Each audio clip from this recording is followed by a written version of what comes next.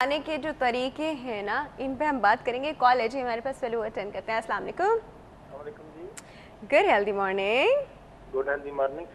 फिदा साहब, हाँ जी फिदा साहब, कैसे हैं आप? यार आपका आज तो बड़ा आपने कॉम्प्लिकेटेड इशू आपने छेड़ अरे दिया। कहाँ कहाँ फिदा साहब, हमने कॉम्प्लिकेट करके रखा हुआ है नहीं वो नहीं आप कॉम्प्लिकेटेड। ये तो अब यकीन करेंगे इसमें आपने खुद ही कुछ अपनी स्टेटमेंट्स को डिनाई भी किया है कि मसलन अगर वो फीमेल अगर शोर करती है तो उसका घर से बाहर निकलने का मसला हो जाता है हाँ अगर ना, वालिदैन को पता लग जाए। Exactly that is the point. यही तो एट द सेम टाइम अगर शोर करती नहीं है, वो बोल्डनेस का मुजाहरा उसकी साइड से नहीं होता, तो वहां पे भी मसले हैं। तो कोई बीच वाली मोहम्मद खान साहब हमें ये बताएं कि कोई ऐसा रास्ता बताएं उन फीमेल्स के लिए, बेचारियों के लिए, कि उनका वो स्मूथ हारमोनी भी हो माशरे में, जहाँ पे वो निकलती हैं बाहर शॉपिंग के लिए या किसी एजुकेशन के लिए।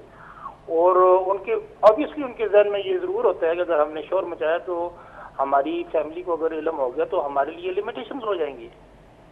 अच्छा। तो अब मुझे तो लगता है इस जो मैंने फील किया है आपकी तमाम इस बहस के बाद के हमारे इस माशरे में जहाँ पे लैक ऑफ अवेयरनेस है, लैक ऑफ एजुकेशन है, प्रॉस्पेरिटी का मसला है, तो यहाँ पे तो जब तक ये बेसिक जो नीड्स हैं, एजुकेशन है, हेल्थ है, मेंटल हेल्थ है, ये स्ट्रीमलाइन नहीं होती उस वक्त तक तो ये मसाइल फिर रहेंगे। आई थिंक ठीक सो। है, अच्छा इस तरह। अच्छा, इस पे एक बात मैं ये भी बताऊं, इसमें थोड़ा सा माँ बाप का भी तो कसूर है कि वो अपने बच्चों को बचा बचा के ढांप ढांप के रखने की कोशिश करते हैं। मुझे याद है जब मेरे साथ कभी ऐसा हुआ था, मैंने जाके अपनी मदर को बताया और मैंने बताया कि मामा मैं कुछ नहीं, तो उन्होंने मुझे कहा कि तुमने ये क्यों नहीं किया, तुमने ये क्यों नहीं किया, तुमने शोर क्यों नहीं मचाया, तुमने पलट के। You know my mother encourage me for all this, and today उनको मुझे किसी भी चीज़ पे इनकरेज करने की, या मैं जब घर से बाहर निकलती हूँ तो उनको डरने की जरूरत नहीं होती, because she knows that she can handle. You know, ये माँ बाप की इंकरेजमेंट बहुत काम करती है इस चीज में। मेरा ख्याल है ये मसला अगर आपकी माँ के साथ होता तो वो अपनी माँ को अगर बताती तो शायद वो बहुत ज्यादा गुस्से में होती। We are in between the age, हमारे कुछ वालिदैन अभी तक वो जो ओल्ड फैशन है या ओल्ड जो हमारी सकाफत है उसी में है। अब उस एरा से मसलन एक एरोप्लेन जब साउंड बैरियर को ब्रेक के बाद आगे उसकी स्पीड निकलती तो हम उस बिटवीन एरा में शायद हैं कि वो मिक्स्ड हमारा जो सकाफत है, it is a sort of यहाँ पे हम हो चुके हैं, हाइब्रिड हो चुके हैं। बट फिर सब आपको नहीं लगता कि जमाने के साथ चेंज होना चाहिए? Why not? One could change, but you can't change the elders. Elders के mind को you can't mold the mind of the elders. मैं उन्हीं के चेंज की बात कर रही हूँ। उनको चेंज करना आई थिंक बड़ा मुश्किल है। आई थिंक वो उनकी इतनी एज में अब 60 साल के हैं या 65 ईयर के हैं, तो उनको माइंड को चेंज। अब मेरी रिक्वेस्ट होगी मोहम्मद खान साहब से कि वो ऐसी हमें मेथड बताएं कि वालिदैन के या 60 साल से ऊपर के जो लोग हैं उनके माइंड को ऐसे चेंज किया जाए। We should cope up with these जो माशरती इविल्स हैं, इनके खिलाफ। अच्छा, आप मुझे फिदा साहब, आपकी बेटी अनम है ना? अनम है ना, ठीक है। अब I am just coating an example, God forbid अगर अनम को कोई इस तरह तंग करता है और हम आपके पास आके बताती हैं कि मुझे बाहर उस लड़के ने तंग किया और वो वहाँ है और वो एरिया बहुत दूर है और अनम आप पहली बार, तो आप क्या मतलब क्या करेंगे? अनम से कहेंगे आइंदा तुम वहाँ नहीं जाना, या अनम से कहेंगे आइंदा तुम सर पे चादर लपेट के क्या करेंगे? मैंने तो अनम को कोच किया हुआ है। मैं तो ओवरऑल आपके साथ, देखें ये बात मैंने ओवरऑल की आपके साथ कि मोर देन 70 बल्कि 80% से ऊपर हमारा जो माशरा है उसमें बेसिक एजुकेशन है ही नहीं है। हाँ, वो एथिकल एजुकेशन हो, सोशल एजुकेशन हो, मेंटल एजुकेशन नहीं है ना हमारे यहाँ। भी नहीं है ethical education, forget about the books वाली एथिकल एजुकेशन नहीं है। सही, एग्जैक्टली यू आर राइट, ये कह रहा हूँ। अनम को तो मैंने बताया, लेकिन मोर देन 80% जो अनम्स हैं उनके जो वालिदैन हैं शायद उनका माइंड ऐसा ना हो। Exactly, that is the point. वही तो हम चेंज करने की कोशिश कर रहे हैं। मैं यही बोल रहा हूँ कि मोहम्मद खान साहब हमें ऐसी रेमेडीज बताएं।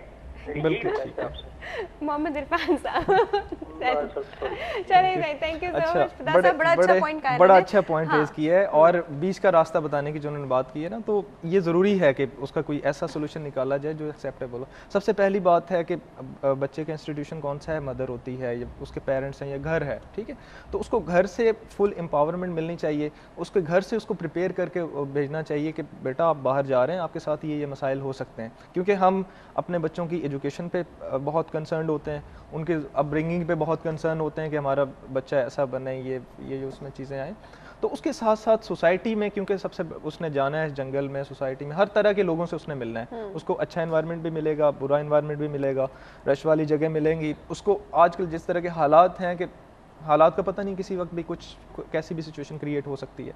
तो हमने कोशिश ये करनी है कि अपने बच्चों को ये एम्पावर करना है कि अगर ऐसी सिचुएशन होती है तो उसने किस तरह से रिस्पॉन्ड करना है। तो फिर अगर हम अपने बच्चों को एम्पावर कर देंगे तो फिर वो इस काबिल होंगे कि वो उसी वक्त भी उसका अगर रिएक्शन कर सकें तो वो कर सकें, वरना अदरवाइज़ उनको पता होना चाहिए कि मैं अगर खुद रिएक्शन नहीं कर सकती तो ये रिसोर्सेज हैं कि इनसे मैं कांटेक्ट कर सकूं, किसी से हेल्प ले सकूं, कहाँ मैं अपने पेरेंट्स को बता सकती हूँ, कहाँ उनकी हेल्प ले सकती हूँ, और कहाँ एवरीवेयर। आपको नहीं लगता everywhere they can respond on their own? इस पे कुछ बहुत स्पेसिफिक सिचुएशंस होती हैं और वो बहुत रेयर होती हैं where they can not respond on their own. ज़्यादातर जगहों पे वो अपना रिएक्शन शो कर सकती हैं, और उसके क्या रिएक्शन शो कर सकती? अब मिसाल के तौर पे किसी ने तंग किया, ठीक है, तो उसको जवाब दे सीटी मारी, गाना गाया, छेड़ा कहीं, सीटी मारी, गाना गाया, अगर वो चुप रहेंगी तो वो फिर दोबारा रोजाना वो सुनने को मिलेंगी, ठीक है। तो उनसे जाके बात करें कि आपको खैरियत है, आप मुझे देख के सीटी क्यों बजा रहे हैं, ठीक है। वो आपको जवाब भी देंगे, ठीक है। वो अव्वल तो बात ये है कि अगर बहुत ही सिवियर किस्म का वो कोई साइको पेशेंट है तो फिर शायद वो जवाब भी दे, ठीक है, और हर कोई नहीं होता, और वो फिर उस पर शर्मिंदा होगा और उस पर वो सॉरी भी करेगा, और जरूर बल्कि वो ये मैंने तो नहीं कहा, मैंने तो नहीं किया, मैंने नहीं किया, मैंने आपके लिए नहीं किया, सॉरी, मैं तो वैसे ही बजा रहा था। एग्रेसिव बिहेवियर भी शो करना पड़ता है आपको। अगर आप शाउट करते हैं तो अगले बंदे को ये होता है कि जी यहाँ से रिस्पॉन्ड आ सकता है, और उसमें अगर आप एग्रेसिव एटीट्यूड शो कर देंगे तो हो सकता है जो छेड़ने वाला है या आपको हरास करने वाला है वो रुके और सोचे कि आइंदा इसका और नेक्स्ट क्या स्टेप हो सकता है। और बिल्कुल इसी तरह एम्पावरमेंट की जो ये बात कर रहे थे इरफान साहब, उसमें हमें एज के हिसाब से बच्चों को अपने नॉर्म्स के हिसाब से, वैल्यूज़ के हिसाब से गाइड करना पड़ता है, अप्रोप्रिएट लैंग्वेज देनी पड़ती है, वो किस तरह से इजहार कर सके। और उनको थोड़ा रियलाइज़ करवाना चाहिए कि उनसे बात करें, भाई साहब अगर उसकी मेरी जगह आपकी बहन होती, कोई इसके लिए सीटी बजाता तो आप क्या करते, ठीक है, तो आपको कैसा लगता, ठीक है, हैरत आ जाएगी, और फिर वो पलट के कहेगा मेरी कोई बहन नहीं है। हाँ, बहन नहीं, तो उनसे बोलें कोई माँ है, कोई आपकी माँ के साथ इस तरह कोई बिहेव करे तो आपको कैसा लगेगा, ठीक है। तो उसके बाद फिर वो शर्मिंदा होगा, जाहिर सी बात है, क्योंकि उसको आप रियलाइज करवा रहे हो, सोचेगा। खुद क्यों नहीं रियलाइज करता? हाँ, तो खुद अगर नहीं कर रहा तो ये है। इसके बाद हम बात करेंगे सेल्फ रियलाइजेशन पे, कहीं नहीं जाएगा। अच्छा, वैसे एक बात है, हम सेल्फ रियलाइजेशन पे तो बात करते रहेंगे, सब कुछ होता रहेगा, लेकिन क्या करें, वो इस सेगमेंट का टाइम जो है ना वो खत्म हो गया है, तो मैं कुछ और कर नहीं सकती except for thank you so much sir, thank you so much for coming ma'am, thank you so much for coming. हमने आज एक ऐसे इशू पे बात करने की कोशिश की है जिसका हल हमारे अपने दिमाग में है, डेफिनेटली इसका हल हमारे अपने दिमाग में, बट वी डोंट अंडरस्टैंड। हम लोग अपने आप को अंडर एस्टिमेट करते हैं, अंडर पावर करते हैं, ये सोच के कि सामने वाला स्ट्रॉन्ग है, कोई स्ट्रॉन्ग नहीं होता, आप खुद स्ट्रॉन्ग हैं। अच्छा जी, एक छोटा सा ब्रेक है, ब्रेक के बाद हम वापस आएंगे बेस्ट फाइट के सेगमेंट के साथ। Stay tuned.